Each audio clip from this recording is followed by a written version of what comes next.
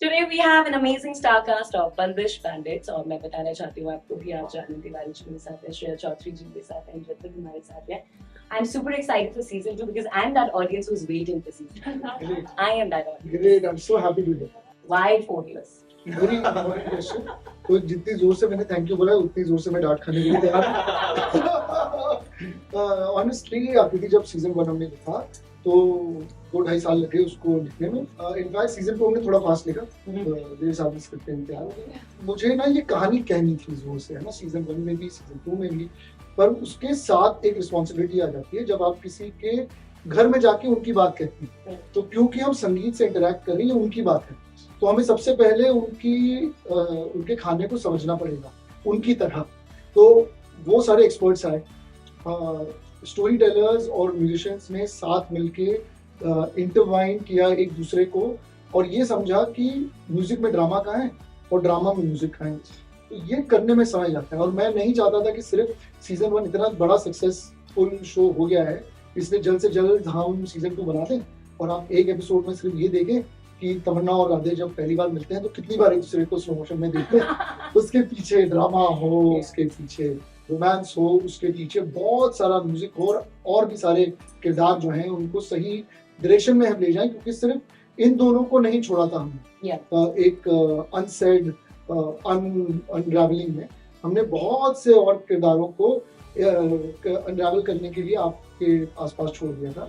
So tell me 4 years, I mean आपके लिए भी Shreya, how difficult was it to get back to the character please? आपने लंबा time से छोड़ गए तो वापस जाने के लिए भी क्या प्रैक्टिसेस आपने की? Did you watch the series again or what did you do to get back to the character?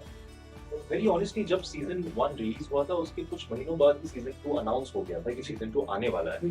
तो मेंटली तो हम प्रिपेयर्ड थे कि ये राधे हमारी जिंदगी में वापस आने वाला है, तमन्ना हमारी जिंदगी में वापस आने वाली. तो somewhere at the back of the head, somewhere in our conscious it was there कि राधे है, राधे को बचा के रखना है, राधे आगे भी बढ़ेगा, उसकी कहानी आगे बढ़ेगी. तो रियाज कर रहे थे आप? हम रियाज कर रहे थे. Really? हाँ जी बिल्कुल रियाज चल रही थी.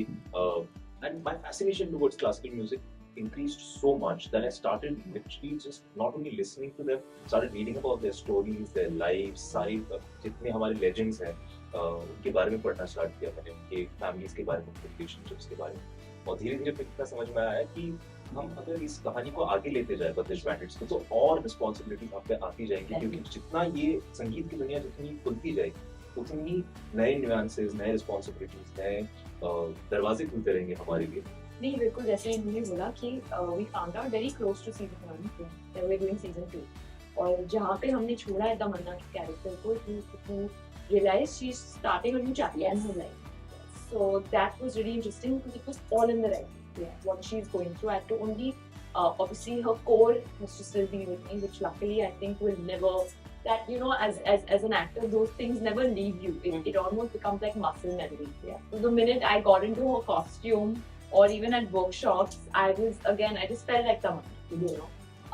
So besides that, also had to take training because she does the music school. But luckily, because her character is experiencing music school, it was like happening simultaneously as well. So prep was really fun because I'm doing a lot more singing in season 8.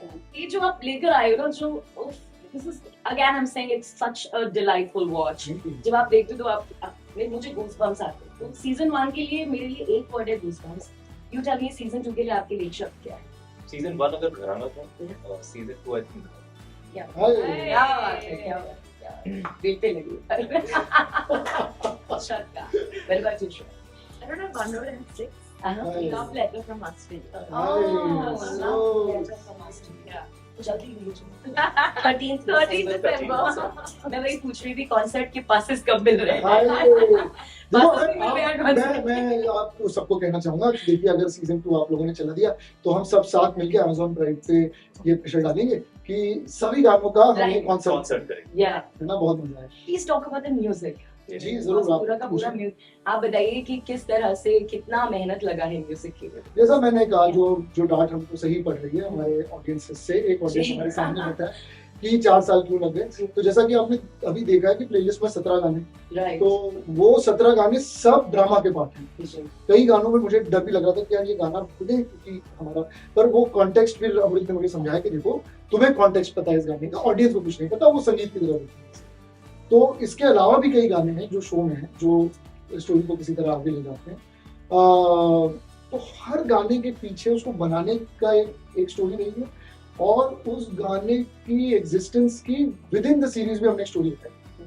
तो चाहे वो शास्त्रीय संगीत में lace कोई गाना हो, कोई फ्यूजन गाना हो, या प्योर वेस्टर्न गाना, वो गाना क्यों है वहां पर, उसका वजूद हर बार आपको अपने आँख के सामने दिखेगा।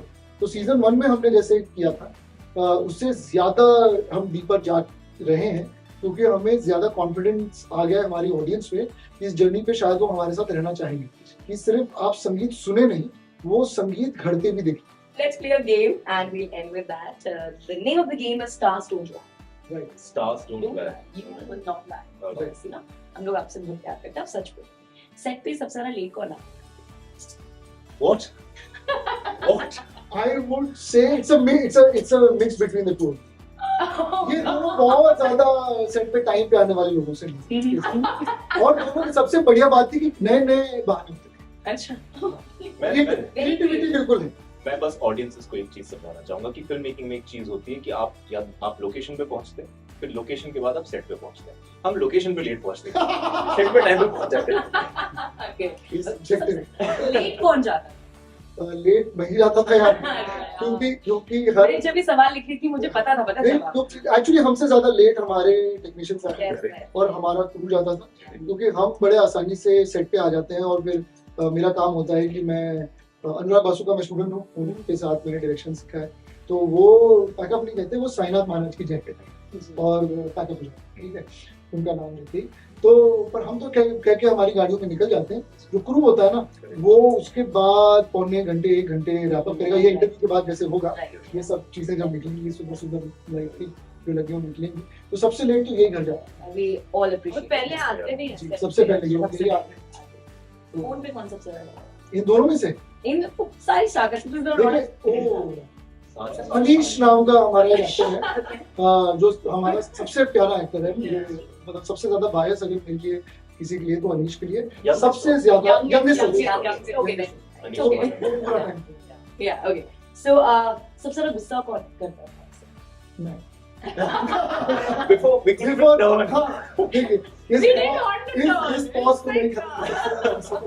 Then I think you're an extremist. आप फन भी बहुत ज्यादा। हाँ बहुत प्यार प्यार I see. Yeah. Okay.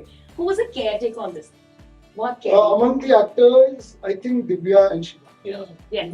They both have They very have that. strong Yeah. maternal instincts Yeah. towards their cast members, towards Yeah. their director. Yeah. वो मेरा ही बहुत ख्याल रखती थी। और मुझे जैसे मैं बहुत कुछ गुस्से में कुछ चीजें किसी को तो हल्के से शिवा मैम कहीं से ना एक वो तुलसी की चाय पीती है वो, तो वो तुलसी की चाय अलग से आ जाती थी मेरे लिए। या दिव्या कहीं कभी प्यारी सी मिठाई सबके लिए ले आती थी, तो वो 2 मिनट में सारा गुस्सा ठंडा हो गया। सबसे ज्यादा चिल कौन करता था सेट पे? राइट, चिल है, गुस्सा ही नहीं आ रहा है, आराम से काम। काल रॉय कपूर Oh, yeah. और मिस्टर राजेश तेला Oh, एक्चुअली chill सबसे is- नटखट इंसान जो है, हाँ। जिसको जनरली हमने बहुत ही इंटेंस रोल्स में देखा है, हाँ। चाहे मिर्जापुर हो, चाहे सिलेक्शन डे हो, चाहे पुलिस बैंडिट्स हो, पर राजेश तेलांग से ज्यादा नटखट पालक कोई नहीं। Okay, last but not the least, Chillest. बहुत ज्यादा भूख किसे? ऋतिक भौमिक।